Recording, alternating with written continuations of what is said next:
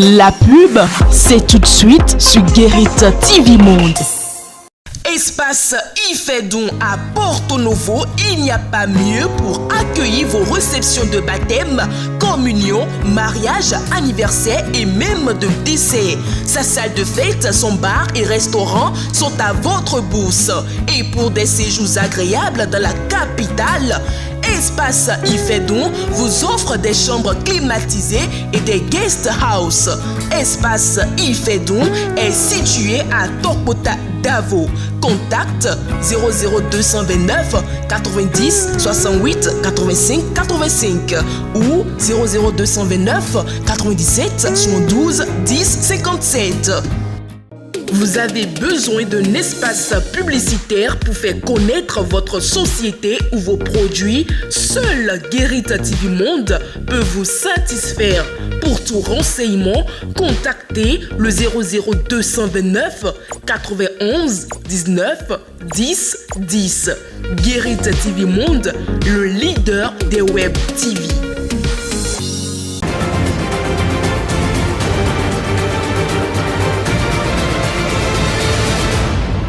Guérite TV Monde, le leader des Web TV au Bénin. Mercredi 24 mai 2023, bonsoir à toutes et à tous et bienvenue dans ce journal. Le sommet, limogeage du ministre des Affaires étrangères Aurélien Agbenonsi. Les prémices de son départ étaient déjà visibles pour ceux qui savent lire entre les lignes. On en parle dans ce journal. Et puis ce limogeage de l'ex-ministre des Affaires étrangères du Bénin vient s'ajouter à la liste des ministres précédemment démis de leur fonction au sein du gouvernement de la rupture. 4 au total entre le 13 mars et le 23 mai 2023. Et puis certains candidats à l'examen du diplôme de technicien industriel DTI ont fini ce mercredi 24 mai la composition des épreuves. Vous suivrez dans ce journal l'appréciation que font quelques-uns de ces épreuves.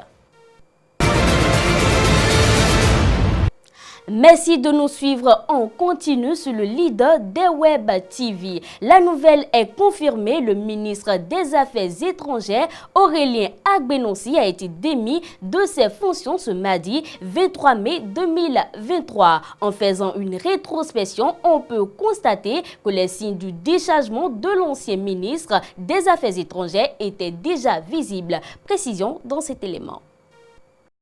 Sous d'autres cieux, le ministre Aurélien Agbenonsi n'allait pas se faire limoger. Il aurait démissionné lui-même après que le 5 avril 2023, le chef de l'État a procédé au réaménagement technique qui a détaché la coopération du portefeuille qu'il tenait. Démissionner, non pas pour protester contre la décision du chef de l'État, non pas pour exprimer une frustration, mais pour montrer que sa place n'est plus dans une équipe dont le chef ne lui fait plus vraiment confiance dans une matière qui est pourtant sa spécialité. L'homme attendait peut-être un autre point de chute avant d'envisager une telle option, car à la faveur de la désignation du représentant spécial chargé du bureau de l'ONU pour l'Afrique de l'Ouest et le Sahel, l'on a appris qu'Aurélien Agbenonsi, alors ministre des Affaires étrangères du Bénin, avait candidaté sans succès pour ce poste. Réagissant à un article écrit par le site d'information Papato Média et dans lequel l'échec du ministre avait été mentionné, un proche d'Aurélien Agbenonsi avait dit que ce n'était pas un échec et a juré que ce dernier a plutôt décliné l'offre par patriotisme. Or, après son limogeage annoncé ce 23 mai 2023, tout semble indiquer qu'Aurélien Agbenonsi préparait en coulisses un éventuel départ de son poste. Comme de la coopération, il était déjà déchargé, il pouvait logiquement craindre qu'on le décharge des affaires étrangères, ce que le chef de l'État vient de faire. Le voici donc définitivement déchargé des 2 volets de ce portefeuille qu'il a géré d'avril 2016 à mai 2023, soit 7 ans, 1 mois, 15 jours. On attend de voir si avec la nouvelle patronne de la diplomatie béninoise, la coopération va retourner au ministère des Affaires étrangères. Toujours dans le même registre, le gouvernement du président Patrice Talon connaît au fil des jours des limogeages de ministres. Finalement, le chef de l'État opère à compte-gouttes des changements au sein de son équipe. Après qu'il ait dit qu'on ne change pas l'équipe qui gagne, Aurélien Agbenonsi est le 4e ministre remercié. Suivez cet élément qui en parle. On ne change pas l'équipe qui gagne, disait le président Patrice Talon le 13 mars 2023 à l'occasion de la visite du président nigérien Mohamed Bazoum. Mais depuis lors, des conseils de ministres se succèdent avec à la clé des réaménagements et remaniements techniques. Entre le 13 mars et le 23 mai 2023, 4 ministres ont été remerciés. Le premier, sur qui le vent de départ a soufflé, est le ministre Aurélien Agbenonsi. Quand la coopération lui a été enlevée au profit du ministre Romuald Wadayi, il fallait être dans le secret des dieux pour comprendre que c'est le téléchargement de son départ qui était lancé. Un téléchargement achevé ce mardi à la veille du Conseil des ministres du mercredi 24 mai. Un autre ministre remercié à Pordon, Séverin Quenom. Alors ministre de la Justice et garde des Sceaux, son limogeage est passé de rumeur à la réalité à la faveur du remaniement ministériel du 17 avril 2023. Le même remaniement qui a consacré les départs des ministres de l'Énergie Jean-Claude Oussou, des Infrastructures et des Transports Hervé Khéromain.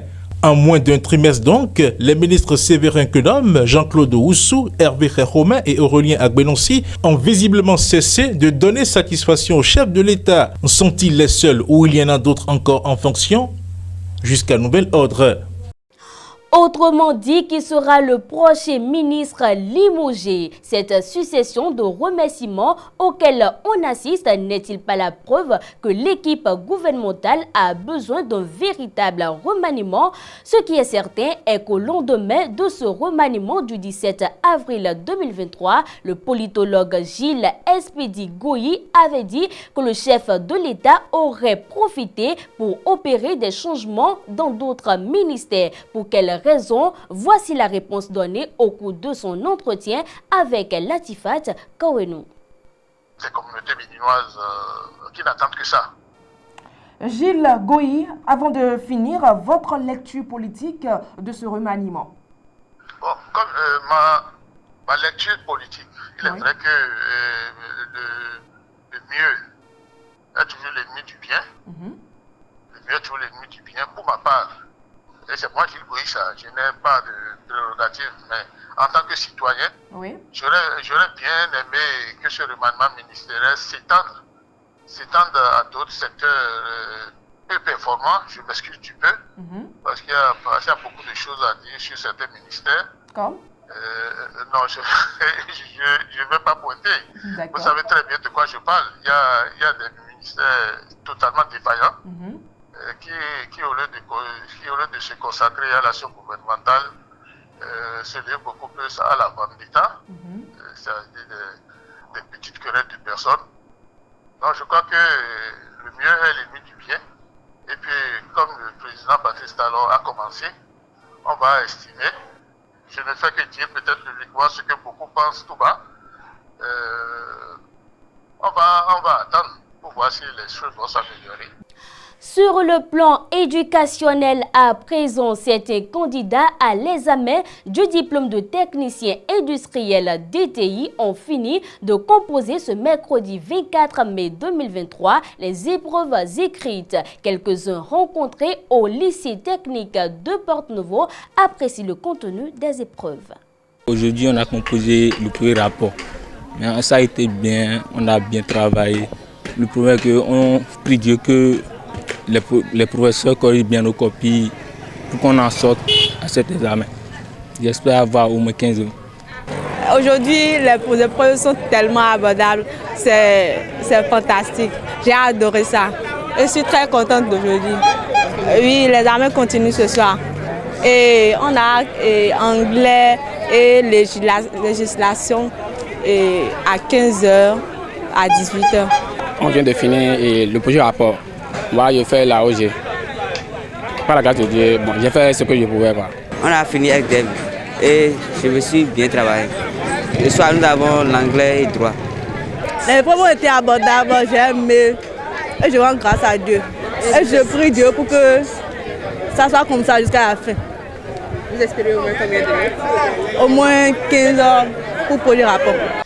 Et une brève, mesdames et messieurs, dans ce journal, les députés de la 9e législature devraient se prononcer en plénière ce mercredi 24 mai 2023 pour soumettre à des ministres du gouvernement 3 questions d'actualité relatives à l'explosion enregistrée à la caserne de Tofort, les perturbations dans la fourniture de l'énergie électrique et les mesures prises par le gouvernement pour atténuer les effets du terrorisme dans les zones affectées, notamment au Nord Bénin.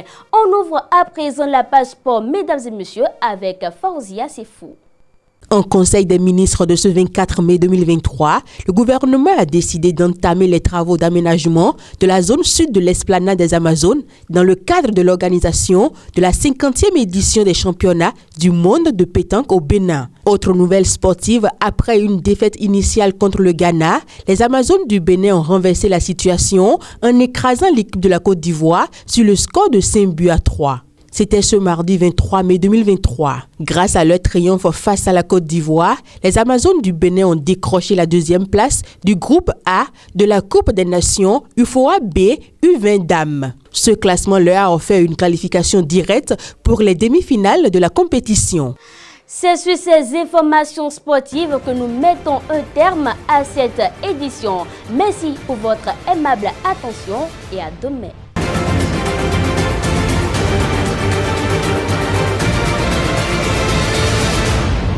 Guérit TV Monde, le leader des Web TV au Bénin.